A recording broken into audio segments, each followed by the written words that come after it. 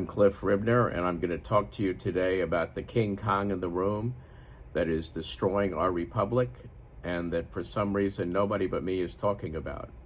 I've written an article about it and given a video, but I'm the only one who's talking about it, and yet everyone is talking about it.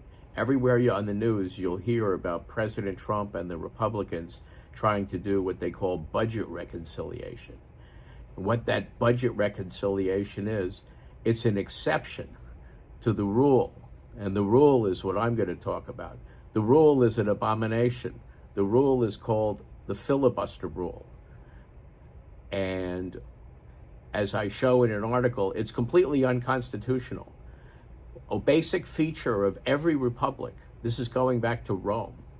And when the founders formed this country, they had very specific governmental principles in mind. They had read Aristotle, they had studied Athens, they had studied ancient history, they had read all the great government philosophers, and what they wanted for us was a republic. And the one feature that is most basic to a republic is it's not a democracy. The people don't get to just sit around and vote for everything that happens. They elect representatives. And the representatives, first there's the executive representative, that's the president. But the most important is actually the legislative. And in our system, we have two houses of Congress, so that one house can't just vote for something and run away with it. The second house has to vote for it too, the Senate.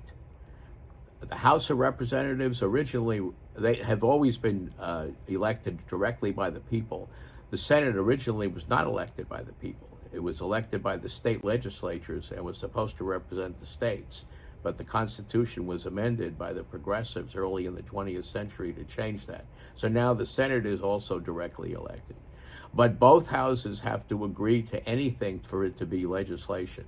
That's in Article 1 of Section 7 of the Constitution. It's got very specific procedures of what's required for a law to be a law.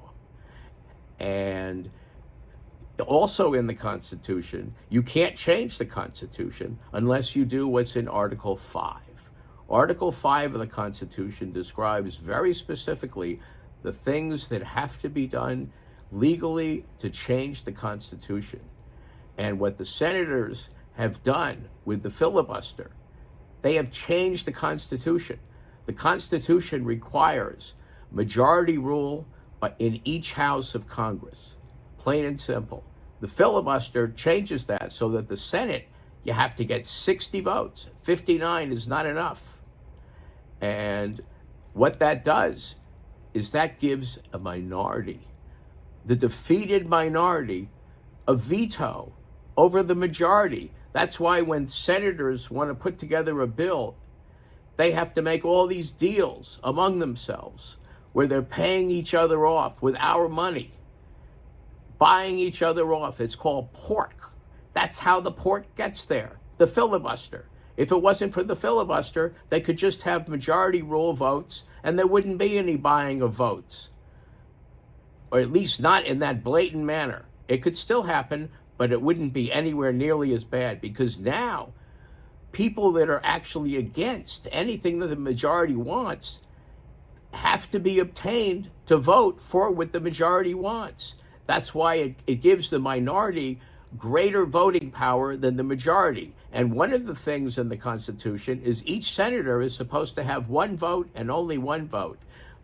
But with the filibuster, the minority gets effectively more than a vote, because they get to veto what the majority wants. And what this means is that nothing can pass in the Senate. No law can pass that is not approved by not only the majority, but a minority. And we all know how impossible it is to get people that are opposed to everything that the Republicans want to vote for anything that they want. So when the people elect Republicans to represent them, they can't get what they want.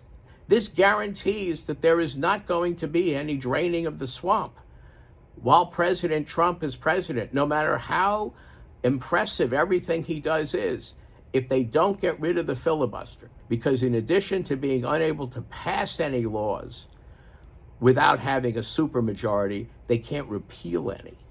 And the biggest problem we have in this country is 150 years of garbage legislation that has created all of these regulatory agencies that pass unconstitutional laws called regulations, which we all have to live under, even though none of those regulations pass as a law under Article 1, Section 7, because they weren't passed pursuant to those procedures.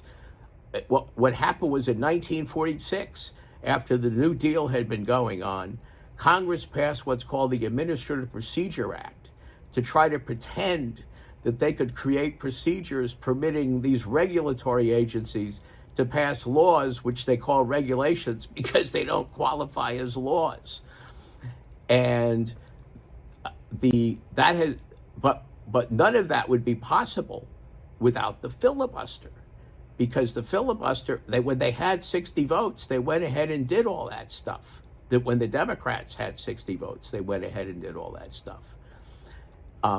And now that the Republicans are in a majority, the people have elected them to drain the swamp, they cannot repeal anything that was done for the last 150 years. And they can't even get rid of all of those regulations that were just passed by unelected bureaucrats. The senators had to veto them originally in order for them to pass. That's not the way laws are supposed to pass. They're supposed to be approved by both houses of Congress. That's not the way those laws pass when it's a regulation. The regulations go up, and then the senators or the Congress have to veto them for them not to become a law. And then once they're a law, even though they're not called a law, they're called regulation because they don't qualify as laws. Once that happens, they can only get repealed if 60 senators will vote to repeal them, and that's because of the filibuster rule. I can show you other things in the Constitution that make very clear that it's unconstitutional.